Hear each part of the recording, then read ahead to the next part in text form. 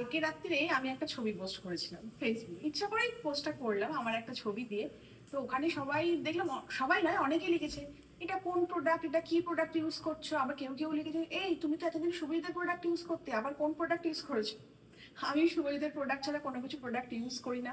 আর যারা প্রথম থেকে আমাদের ভিডিও ফলো করো তোমরা জানো যে আমরা কিন্তু আজ এটা কাল সেটা পরশু ওটা করি না। আমরা যেটা ব্যবহার করি সেটা কন্টিনিউশনটা সেটাতেই রাখি, ওটাকে ছেড়ে কোথাও যাই না।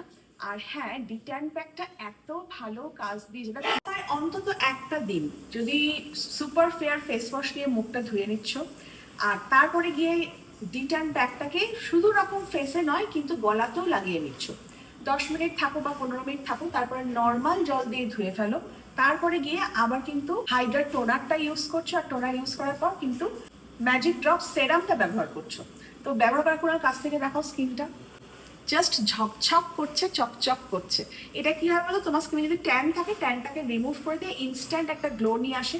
আমার ট্যান পড়েনি, কিন্তু সেদিনকে সকাল থেকে উঠে যে হারে আমি মানে সকাল থেকে কাজ করেছি বা আমরা এত বিজি ছিলাম, মুখের মধ্যে একটা ক্লান্তির ছাপ ছিল। এবার ইনস্ট্যান্ট ফেশিয়াল করানোর সময় নেই, তো তখন ওরা ঝট করে ডিটেন প্যাকটা মাথায় এলো, মাখলাম, আর তারপরে একটা সুন্দর রেজাল্ট। আর একটা দেখো ছবি আমি স্ক্রিনে দিয়ে দিচ্ছি, এইটা দেখো।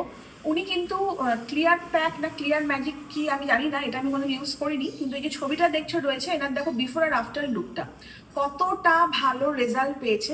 তো তোমরা যদি সপ্তাহে অন্তত একদিনই রিটার্ন প্যাকটা ইউজ করো, বা ধরো কোথাও যাওয়ার আগে শুধু ইনস্ট্যান্ট একটুখানি এটা ইউজ করে তারপরে মেকআপটা করো, স্কিন গ্লো করবে।